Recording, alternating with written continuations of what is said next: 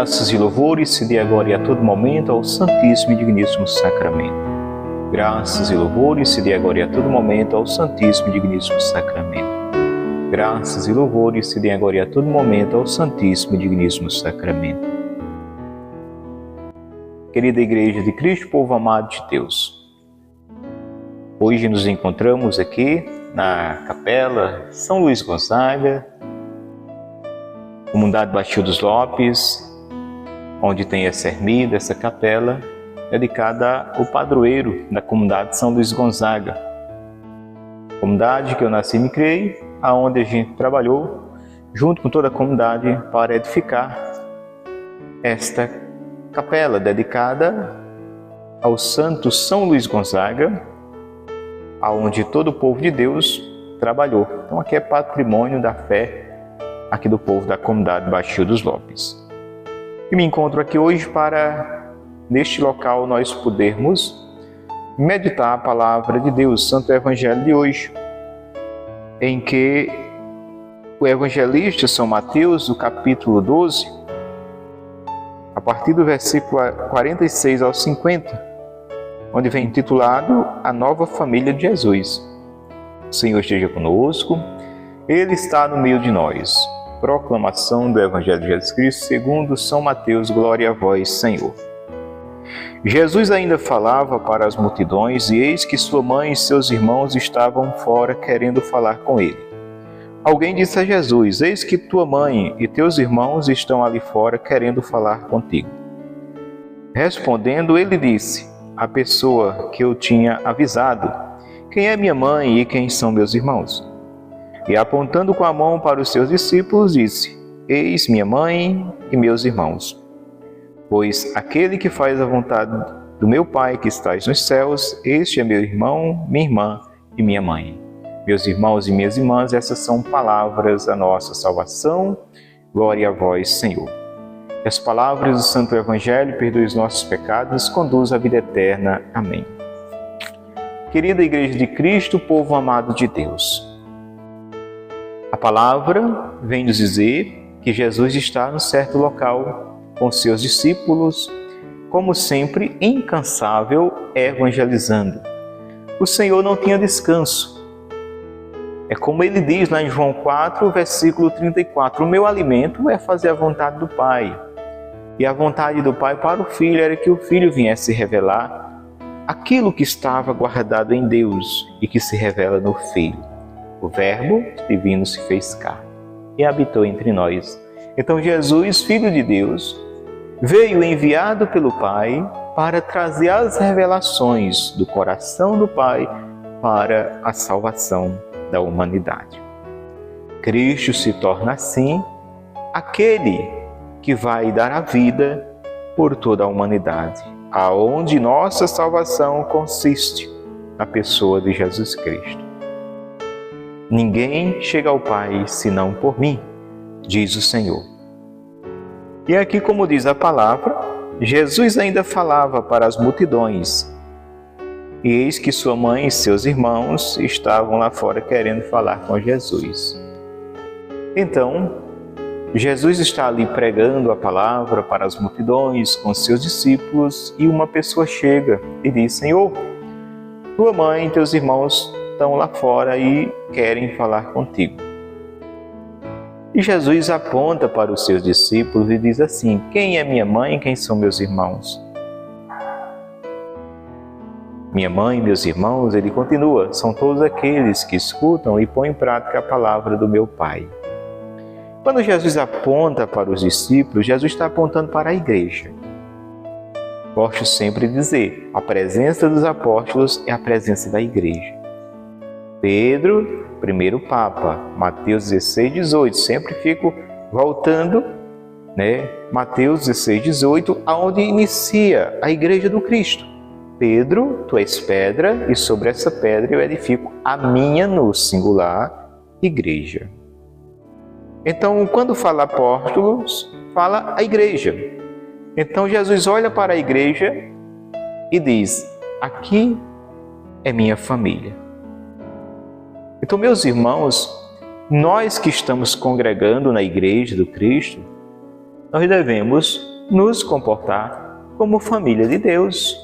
Não convém que nós, irmãos, tenhamos aí agora contendas, tenhamos intrigas, tenhamos ciúmes um do outro. Não, é preciso nos comportar como a família de Cristo. A gente vê que uma mãe fica ali querendo pedir a Jesus que os seus filhos se sentem um à sua direita e outro à sua esquerda. E aí os outros começam a discutirem. Ora, que conversa é essa? A esquerda, a direita, e eu quero esse lugar, o outro eu quero esse lugar. E Jesus diz, não sabeis o que pedis. Podeis vós beber o cálice que eu vou beber? Vão beber. Vão passar pelo sofrimento, vão passar pela cruz. À minha direita ou à minha esquerda, esse lugar está reservado. Meu Pai que reservou. Aí Jesus vai e diz, olha, vocês sabem que os governadores, as autoridades, têm a sua hierarquia e um determina poder entre o outro. Entre vós, não sejam assim. Quem quiser ser o primeiro, seja o último. Quem quiser ser visto, ser colocado no primeiro lugar, seja aquele que serve a todos. Veja como é o reino de Deus. É o reino da humildade. É o reino em que nós não devemos buscar primeiro lugar aqui, não. E se queremos nos destacar, nos destaquemos na fé, na caridade, na esperança. Nos destaquemos no serviço ao reino de Deus. Nos destaquemos em acolher a vontade de Deus na nossa vida. E a partir de nós, pela graça que em nós habita, sermos também instrumentos de Deus na vida do nosso irmão. Então Jesus aponta para a igreja e diz, aqui minha família. Não desclassificou a sua mãe. Quando diz tua mãe e teus irmãos, é Maria com os primos de Jesus, com os parentes. Naquele tempo se dizia qualquer parente de sangue se chamava irmãos. Como hoje, até quem não é parente de sangue se chama irmãos. A gente vê aí, é muito costumeiro, né? Nas denominações aí, outras denominações e outros credos e crenças, eles se tratam muito por irmãos. Ei, irmão, paz do Senhor, irmão, isso e aquilo. E, no entanto, a gente vai ver que eles não são irmãos de sangue, são irmãos na fé. No entanto, se chama de irmãos sem ser filho da mesma mãe, mas irmãos na fé. E já naquele tempo também não era diferente. Os primos, parentes, eram tratados como irmãos. Então, quando se diz assim, tua mãe e teus irmãos estão ali fora, é Maria, mãe de Jesus, e a parentela de Jesus, de sangue. Tua mãe e teus parentes estão aí fora e querem falar contigo. Jesus quer dizer o quê? Que apesar de ser a sua mãe, que ele ama, que apesar de ser a sua mãe, que ele tem o maior apreço, ele vem dizer que no reino dele não há preferidos. Que no reino dele não é que nem o reino do mundo, né? Você está numa fila aqui, aí chega uma autoridade, já passa na sua frente. E aí por diante, né? Há uns privilégios. No reino de Deus não há esses privilégios meramente humanos. Mas quem quer ser próximo de Cristo, quem quer ser família de Cristo, é preciso acolher a vontade do Pai. Minha mãe, meus irmãos, são todos aqueles que fazem a vontade do meu Pai e põem em prática. E aí, meu irmão, eu pergunto a mim e a você. Quem fez a vontade de Deus mais do que Maria? Estou perguntando. Quem fez? Quem fez? Jesus diz, minha mãe, meus irmãos, minhas irmãs, são todos aqueles que acolhem a palavra do meu Pai e que faz sua vontade. Eu pergunto a mim e a você novamente, quem acolheu, quem fez a vontade de Deus mais do que Maria?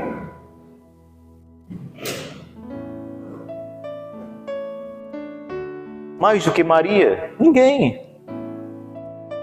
Depois de Jesus, como diz uma canção, nesse mundo ninguém foi maior na humildade, maior em acolher a vontade do Pai na sua vida. Maria, nossa mãe, modelo de fé, exemplo de tudo, mulher do silêncio, mulher da humildade, mulher de fé, mulher de perseverança, mulher do serviço, tudo. Então Jesus não está desclassificando a sua mãe, pelo contrário, Ele está exaltando Nossa Senhora. E está olhando para a igreja na pessoa dos apóstolos e está dizendo que há uma família superior até mesmo a essa de sangue, que é a família celestial, que é a família espiritual, que é a família que vai ser gerada pela fé, que vai ser gerada pelo sangue de Cristo, que vai ser gerada por aceitar Jesus Cristo como único Senhor e Salvador. Essa família espiritual. Minha mãe, meus irmãos, minhas irmãs, são todos aqueles, diz o Senhor, que acolhe a palavra do meu Pai e põe em prática. Então, meus irmãos, queremos ser íntimos do Senhor, queremos estar próximo do Senhor, nos esforcemos para acolher e viver a vontade de Deus para cada um de nós.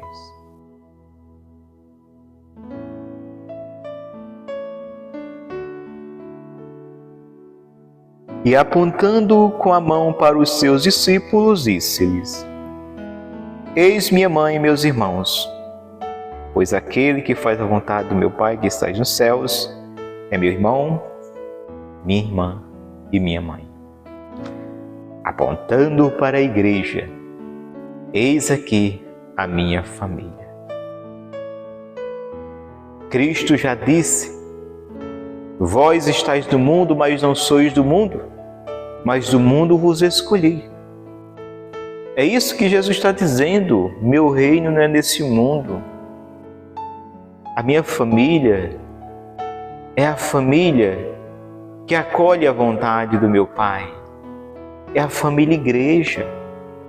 Por isso, meus irmãos, volto a dizer que não convém que nós congregamos numa igreja, muitos irmãos, e a gente não seja solidário uns com os outros. Ora, se nós somos o corpo, Cristo é a cabeça, se esta mão sofre, todo o corpo padece. Se nós somos a igreja do Cristo e estamos unidos ao corpo, se um membro sofre, todo o corpo padece. Então, meus irmãos, para que nós possamos viver e viver bem a nossa fé, é preciso pedir a graça do alto para não só entender, mas a graça de viver essa palavra na nossa vida. É fácil? Não. Foi fácil para Cristo virar outra face para um soldado cruel que lhe batia injustamente? Não foi fácil. Mas a face que Cristo virou foi a face do diabo. É bem verdade, ele não revidou, mas ele questionou o seu agressor. Se falei mal, me mostra onde. E se falei corretamente, se falei bem, por que me bates? Então, meus irmãos, nós devemos ser a igreja do diálogo, a igreja solidária, a igreja do Cristo. Aquele Cristo que andou, que pregou, que curou, que chorou, que foi de encontro aos doentes, que não desprezou a pecadora, a prostituta, que não condenou o ladrão, que entrou na casa do pecador Zaqueu, que chamou o cobrador de impostos Mateus.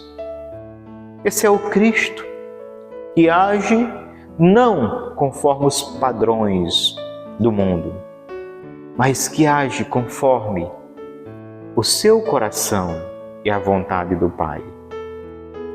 Nós não podemos, meus irmãos, nos moldar ao molde desse mundo, não. O nosso modelo de seguimento é Cristo Jesus. Então, se nós queremos seguir Jesus, nós devemos olhar para Cristo, olhar os passos de Jesus, buscar na nossa fragilidade, humanidade, deficiência, na nossa fraqueza, na nossa pequenez, mas devemos nos esforçar para buscar imitar Cristo. Até porque Ele nos deixou a igreja, Ele nos deixou os sacramentos, Ele nos deixou o testemunho de vários santos que intercedem por nós, Ele nos deixou Maria por excelência, aquela mulher orante, onde nós buscamos seu socorro, sua intercessão, e ela como mãe vem nos ajudar a servir e servir bem o seu filho.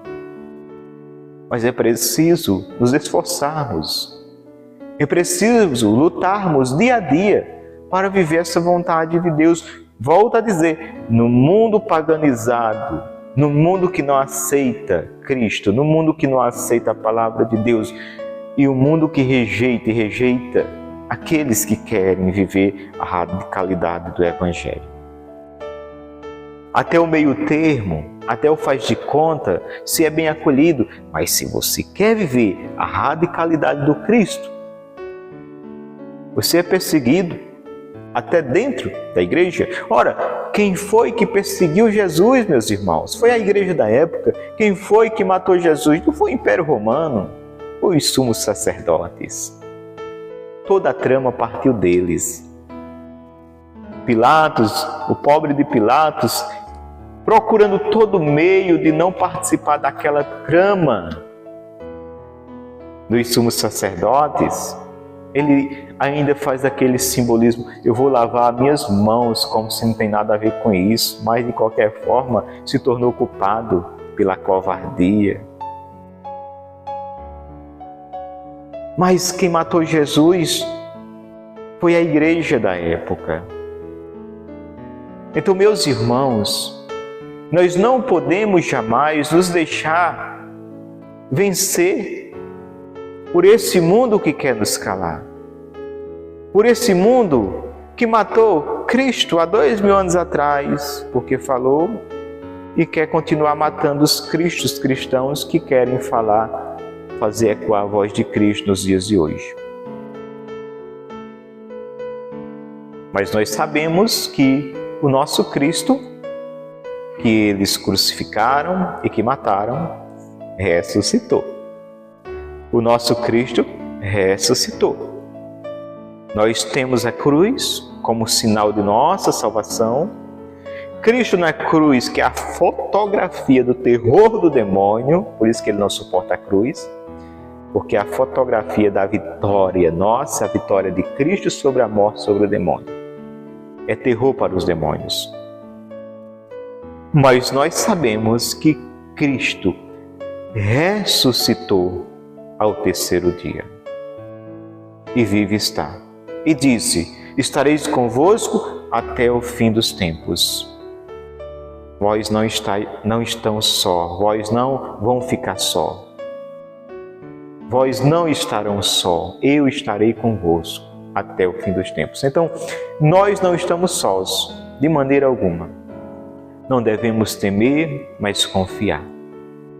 Não devemos recuar, mas avançar. Quanto mais fores perseguido, quanto mais fores rejeitado, quanto mais fores, ó árvore sacolejada, balançada, atirada em pedra, pau para lá, pau para cá nos teus galhos, saiba, é porque você tem algo que incomoda. Sim? Ou tem algo em você que querem. A árvore, quando se tem fruto, o cara fica lá com uma vara tentando tirar um fruto, sobe em cima, mexe com ela. atira uma pedra para derrubar o fruto. Você tem fruto. A árvore que não tem fruto, ela fica quietinha, ninguém mexe com suas folhas, ninguém vai sacolejar, vai mexer com ela, porque ela não tem fruto.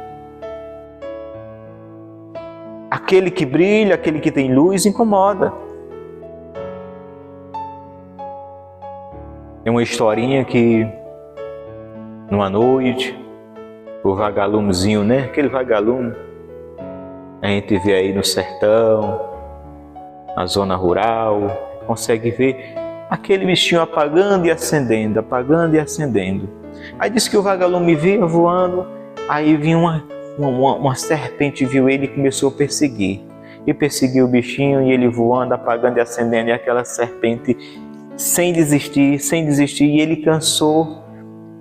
Aí parou, caiu no chão. Aí quando a serpente foi para abocanhar, ele foi e disse: "Espera aí, dona serpente, espera aí. Antes da senhora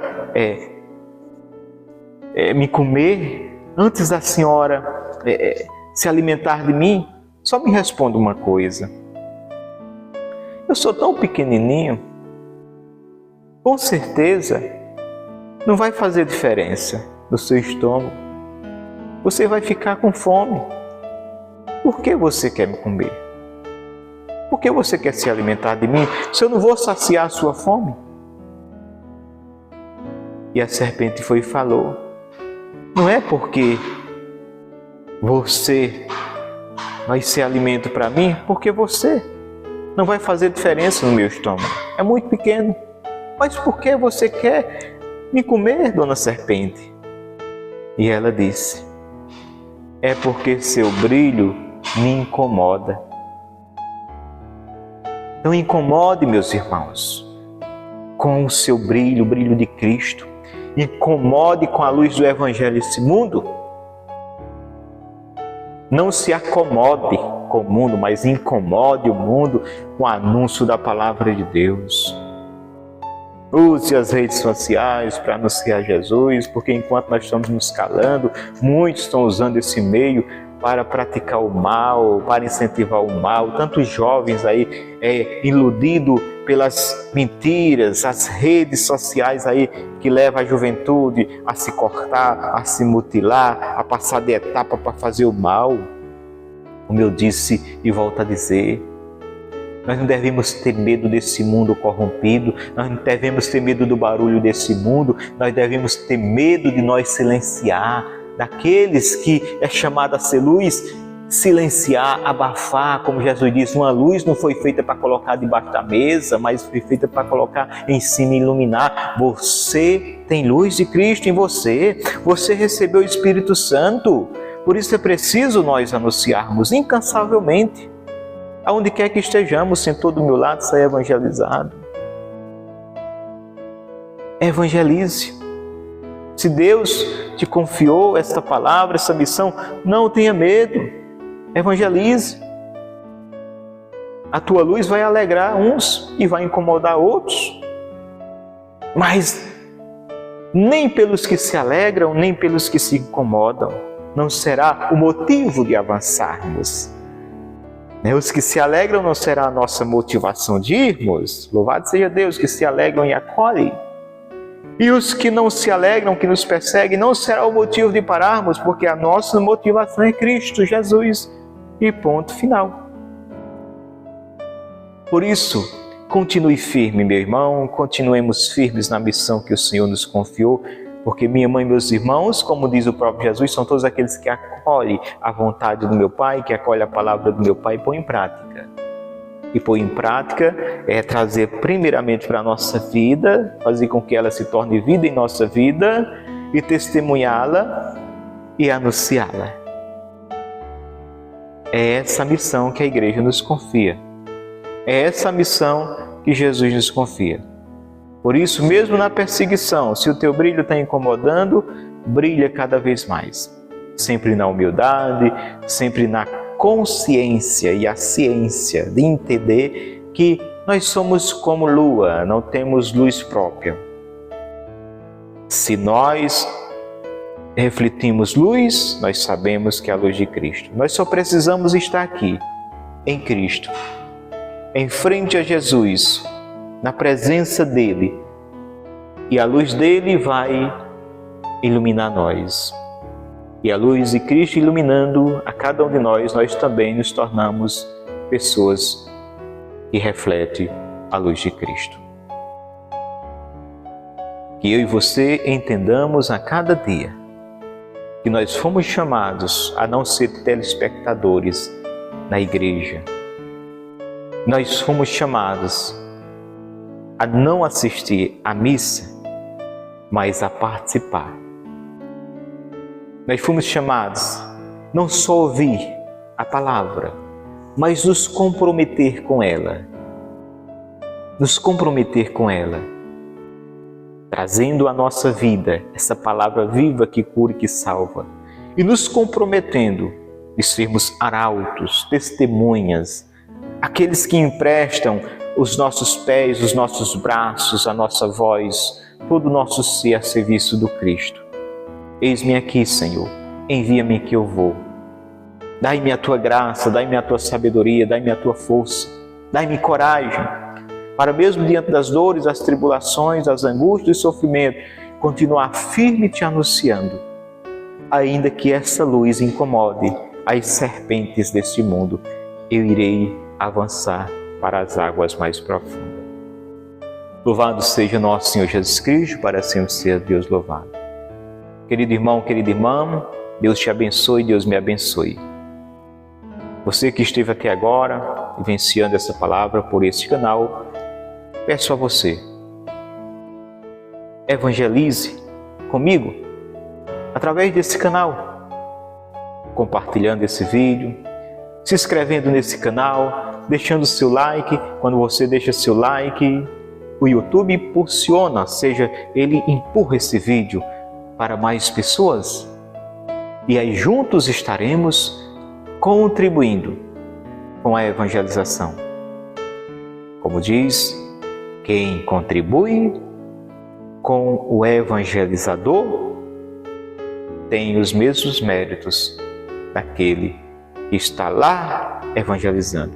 Ou seja, às vezes não precisa nem eu sair de minha casa. Tem um missionário lá no Oriente Médio evangelizando. Se eu contribuir de alguma forma para que ele esteja anunciando, eu tenho os mesmos méritos diante de Deus dele que lá está evangelizando. Então que possamos evangelizar. E hoje se torna tão acessível a gente evangelizar pelas redes sociais. Hoje, por esses meios de comunicação, meios de áudio, visual, a gente pode levar a palavra de Deus mais longe a mais pessoas e com isso apressar a vinda do Cristo. Porque quando esse evangelho for pregado a toda criatura, Cristo voltará para tomar a sua igreja, para levar a sua igreja. Obrigado você que esteve aqui agora, fica com Deus que eu vou com Ele e até a próxima oportunidade, se Ele nos permitir. Paz e bem, e vamos juntos evangelizar!